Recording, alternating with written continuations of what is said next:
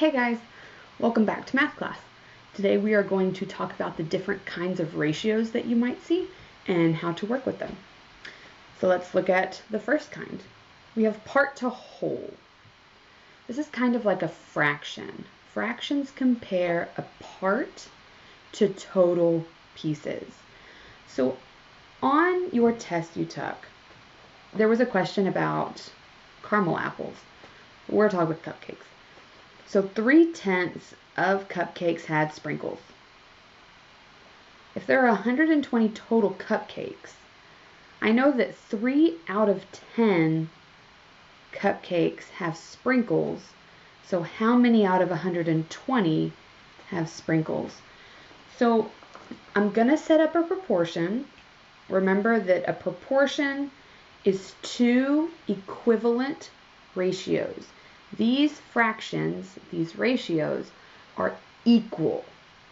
So when I simplify, they should be the same. So when I solve a proportion, I'm going to set up a relationship.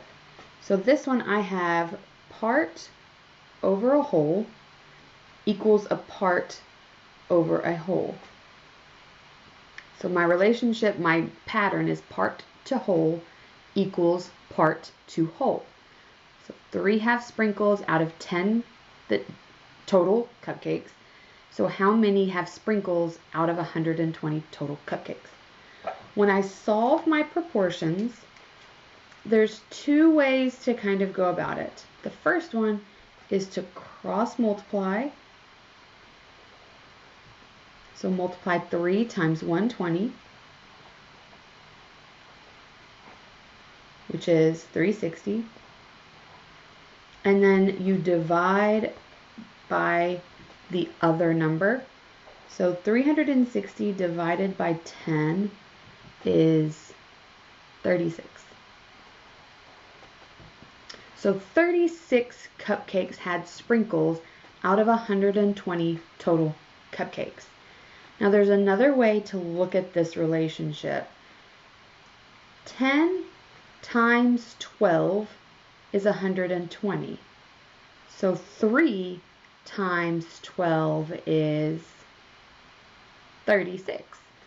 So I can look left to right to find that multiplicative relationship, or I can set it up and cross multiply, divide.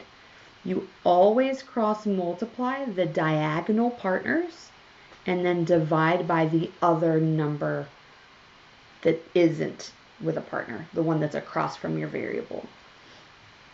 So that is a part to whole ratio. Let's look at part to part. So another way to use ratios is you can compare two things that are kind of pieces of the same puzzle. So in this instance, I've got dogs to cats. So they're both pets. So the ratio of dogs to cats is 7 to 4. So there's 7 dogs and 4 cats. So how many cats if there are 350 dogs? So I'm not looking at total animals. I'm not looking at the total. How many total would there be?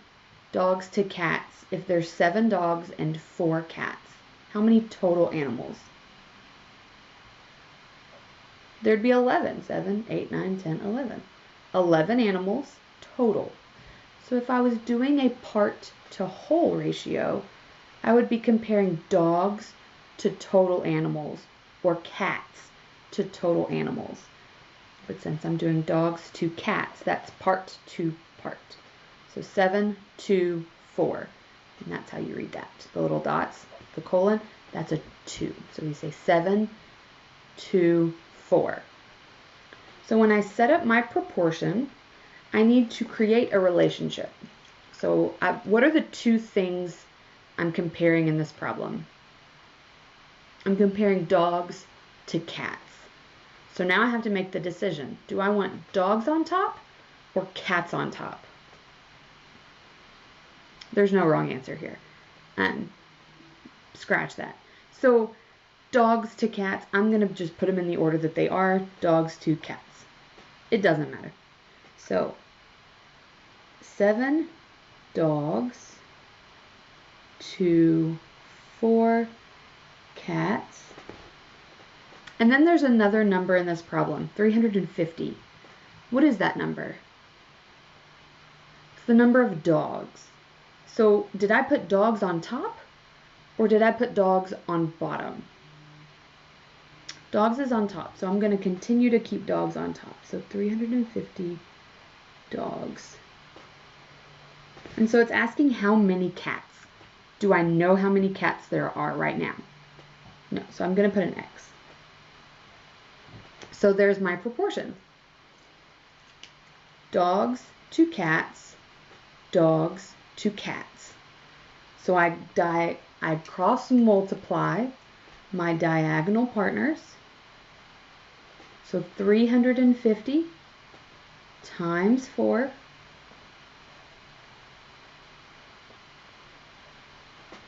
1,400, and then I divide by the other number. So 200. And what is that? 200 what? It's 200 cats. So if there are 350 dogs, then there are 200 cats. If it's proportional, if the relationship stays the same. So this is 200 cats. All right. Let's look at whole to whole. So we're going to compare two complete values. So this one I'm going to compare miles to hours. So if I'm driving my car and I'm comparing miles to hours, what are the two things I'm comparing? Miles and hours. So I've got miles and hours. When I set up my proportion, does it matter which one goes on top and bottom? No. Does it have to be consistent? Yes. So I'm going to put hours on top. No, I'm not. I'm going to put miles on top because we say miles per hour. So 350 miles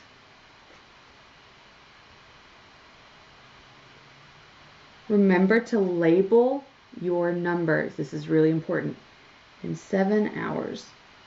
It'll keep you from making mistakes. So there's another number in this problem. Where does that number go? On top or on bottom? The 400 is going to go on top because it's miles. Miles goes across from miles. Do I know how many hours? No, because it says how many hours. So X hours. What two numbers am I going to cross multiply? 407. So 400 times 7 equals 2800. Then divided by 350 equals 8. Now, there's something about this last question that caught my eye. 350 to 400, it added 50. And 50 seems like a decent number I can work with. So there's another way I can look at ratios where you draw a picture. I love a picture because it helps me see the math that's happening. So this is called a ratio table. And I'm going to compare these two values by drawing a bar on its side. And I'm going to represent the two things by drawing. So there's 350 miles in 7 hours. So this is 0. This is 0. So in 7 hours, we know, let's see, I'll just do right here. 7 hours was 350 miles. I don't know why I switched those, it doesn't really matter. And so I want to know 400 miles. So between here and here is how many things? There's 7, so I would draw whatever. Now, from 0 to 350, this is a jump of 50. And so I could kind of count back 50s. So I'm going to break this into 7. So let's say 1, 2, 3, 4, 5, 6, 7. Okay. So if I broke the 350 into 7 pieces, how many are in each piece if 350 divided by 7? It'd be 50. So each one of these boxes is 50 miles. So this person is driving 50 miles an hour. This is not to scale, because if I add 50 miles here, that represents 1 hour, like up here. So 1 hour, 50 miles. 2 hours, 50 miles. So if I'm at 350 and I add 50 miles, that's another hour. So that's just another way you can look at proportions and ratios and maybe draw a better picture than I did. All right. Done with that one. Next up, we'll start working with equations. So I will see you guys next time. Don't forget to like and subscribe. Ring the bell to get notifications. Adios.